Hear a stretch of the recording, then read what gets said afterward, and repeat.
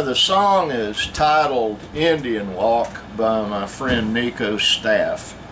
And I'm in the office for a little bit. My son Chris just came in. The lock is okay.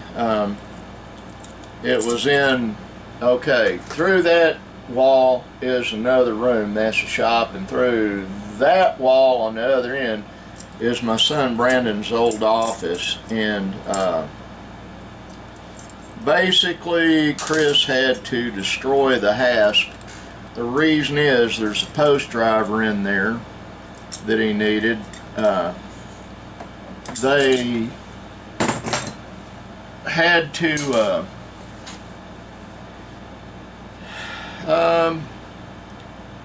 well, my best friend Jerry owns a place called Arbuckle Mountain Fried Pies. Let me get a sip. Many of you watching this have eaten there. And the septic system he has, or had and still has, was not adequate, so Department of Environmental Quality came up and he had to dig a really long deep sump and put a fence around it. And what the fence toward where the public can go is steel. Then on the back side, my son Chris was having to build a barbed wire fence, and that's what he's doing today. And Jerry had a post driver, and like it is here, tools walk off. I don't think it's anybody here that lives here or friends that have been taking tools. We have a large contingent of illegal aliens and homeless folks in this area. And there for a while we locked the front gate. We have a long driveway going to the main road out there, and we'd shut the gate and lock it at night. And I hate doing that because even though I've got no trespassing signs out on the posts, family and friends are always welcome. But it gets a little aggravating.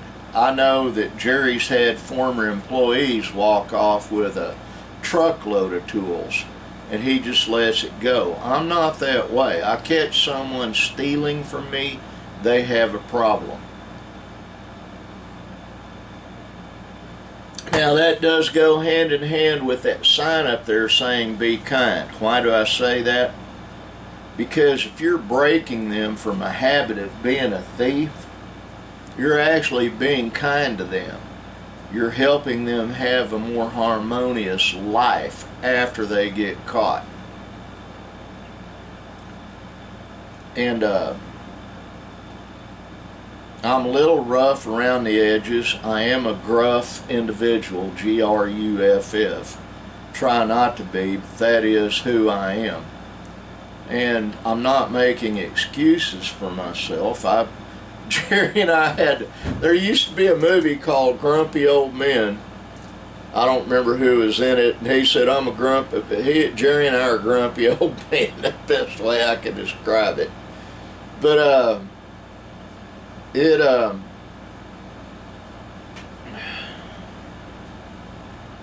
you work hard all your life, then see someone trying to make off with what you worked for is aggravating. In the Bible it tells you not to be a thief, not to be a liar, not to be an adulterer or a fornicator, not to have any gods before God. And that is a very real thing. Let me get a sip.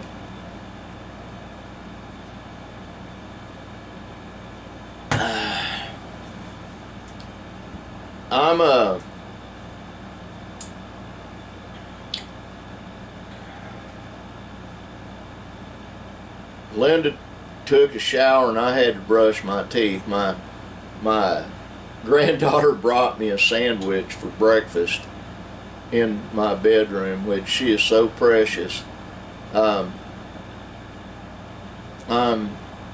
I have a few things I need to do today. The mail is not going to run today. It's a national holiday. I called Nick trying to figure out where the post driver and the T-post puller were. And then I called my son, Brandon, my oldest son, and he told me it was in his office. And here, after a while, I'll grab Linda and we'll go. She can travel with me to do a few things I need to do, including put fuel in her car. And we'll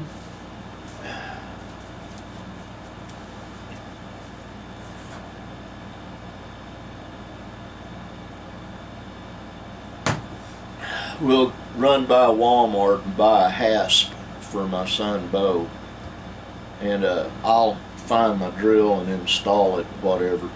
I had intended to be in here to take care of some stuff, and once again, that is not going to happen. I really need to clean this up in here. Actually, what I need to do is buy another building for a shop and refit that one that is a storage building we added this onto, and that needs to be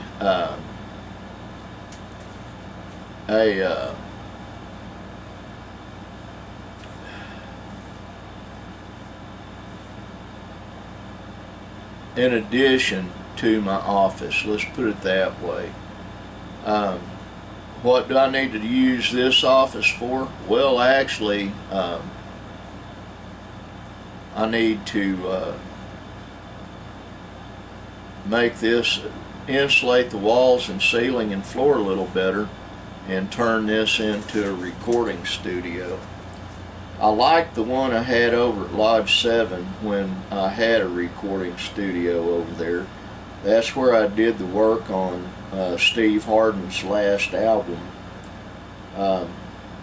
But that too didn't work out because of an employee Jerry had at the time. I won't name names.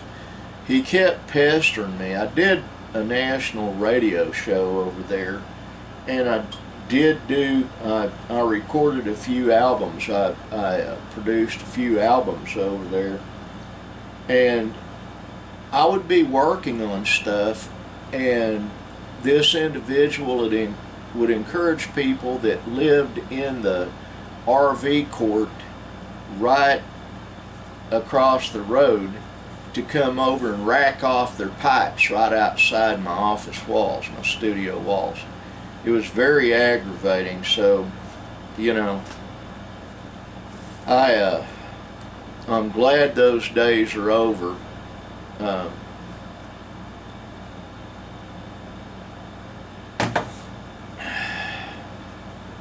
When we did the final on Steve's last album, Indian Territory, Paula and Steve were in there, and Linda and I were in there, and we didn't get finished. I finally got everything wrapped up about 3:30 in the morning. We were all exhausted, but it was such a relief. Those days are behind me. I won't be doing any more of that. If I do any recording, it's going to be strictly my stuff for projects I have in mind for the future. I have my best friend Jerry gave me a bracelet that I showed y'all that's for pain, but the kind of pain I have, it won't work on. Mine's not arthritic. I have severe nerve damage, and I've had a lot of broken bones. I've had a knife run through that hand.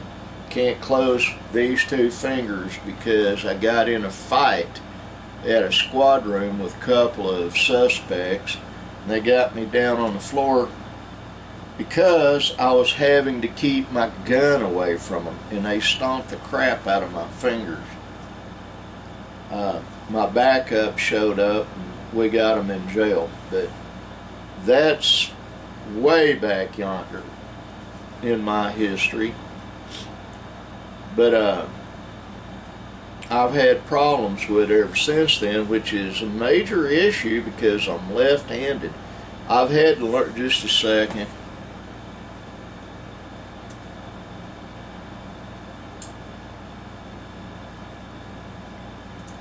I've learned to do most everything right-handed with very few exceptions. But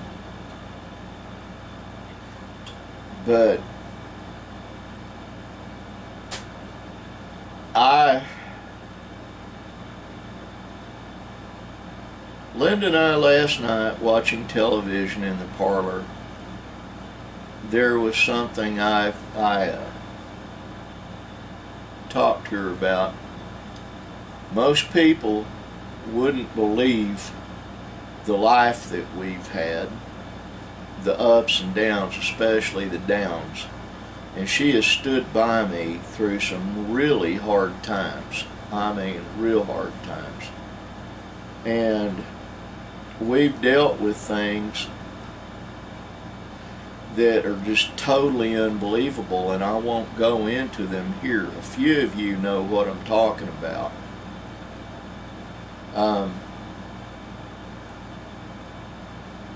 Imagine living in a 120-year-old house that's haunted, and I do mean haunted, and you're having to chase the spirits out of there. I'm not saying they're ghosts of humans, that I'm saying there are spiritual beings on this planet, and many of them are malevolent toward humans. They're here to thwart whatever it is you're trying to accomplish. And you really have to have faith, and you really have to have the willpower to send them away. And that's just one thing we dealt with. I'm not going to go into all of it. I'll give you a few examples. Imagine having a Sasquatch come up to your house and beat on your house, or your young son sees a big black guy covered in hair stick his face up to the window and look at him, you know.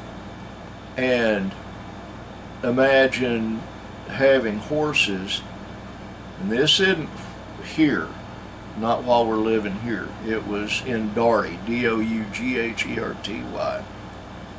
Having absolute horrendous things happen on a constant basis. And we dealt with it. I won't even go into very much of it, but you just wouldn't believe it, and most people don't believe it. And most people, oh, I suppose you believe there's a such thing as Bigfoot. It's not what most people think, and I will tell you this much. They're real. And they are mentioned in the Bible, and that is all I'm going to say on that. And not all of them are mean, not all of them are nice. They're all facets in between, just like human beings are all facets in between. They're people. And I know just because someone hasn't seen one doesn't mean it's not there. I've seen them, my wife's seen them, my children have seen them, I've dealt with them. Friends that watch this have dealt with them. They have. Chris Kimball in particular knows what I'm talking about. You don't go out and find Bigfoot, Sasquatch, Hatakofi. They find you. That's what I'm trying to tell you. They watch you, whether you know it or not. If you live in a rural setting, they watch you. Anywhere in the United States that you live in the country, you've got Sasquatch close by, whether you want to believe that or not. Some are mean. We lost dogs. I used to have a cat I loved named Twinkie, and one of the ones in Darty broke her neck in half and hung her up in a hollow limb on a tree by the head.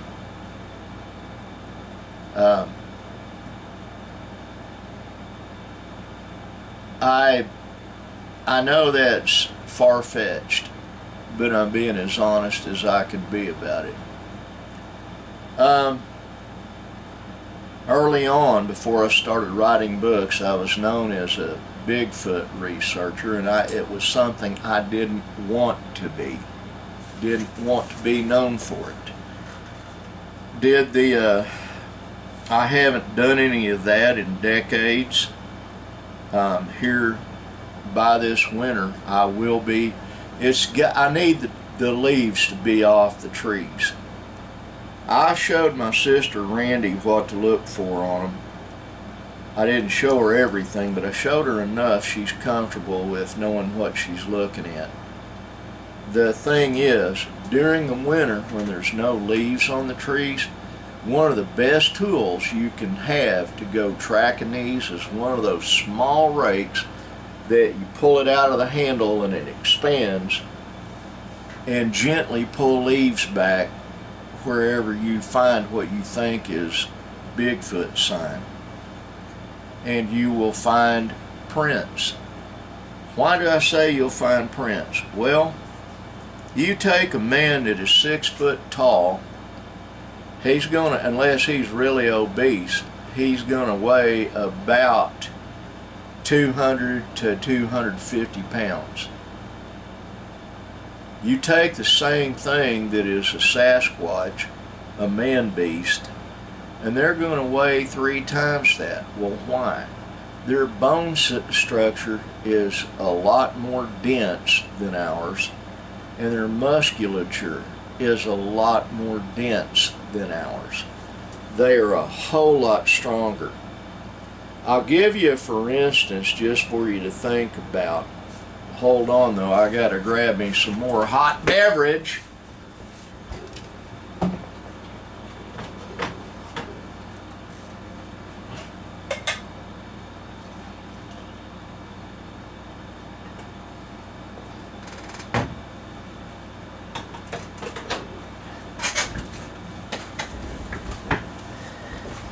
I didn't even lose my train of thought. Let me get a sip.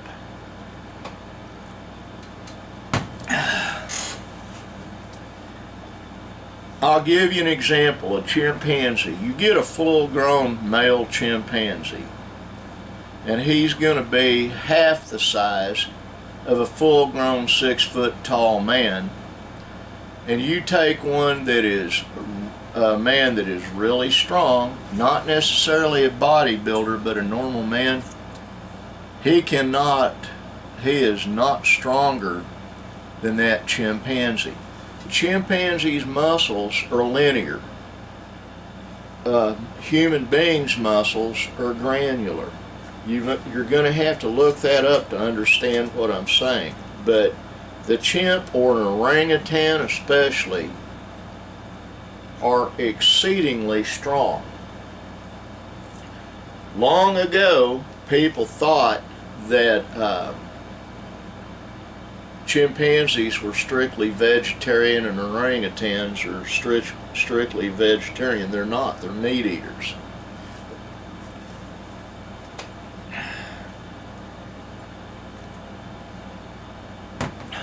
They'll eat primarily meat with some plant material. The Sasquatch is an omnivore. I've learned a lot about them from trial and error, and I have friends that are the real deal that research. There have been blood samples analyzed, and it's DNA analyzed.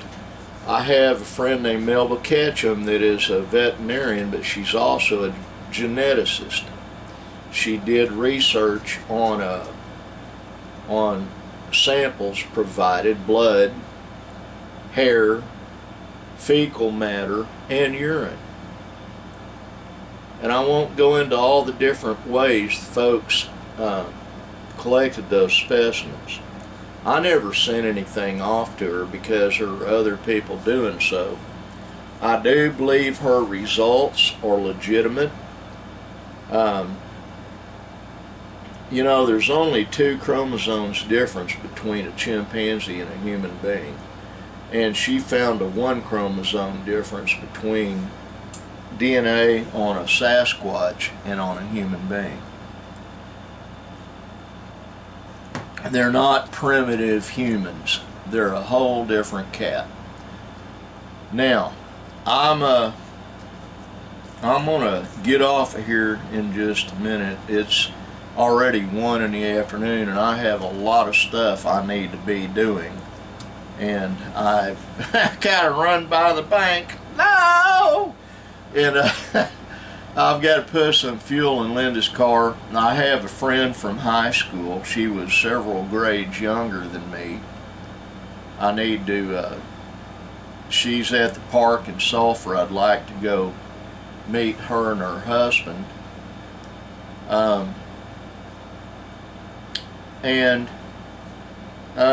Then I've also got to pick my oldest son up from work today.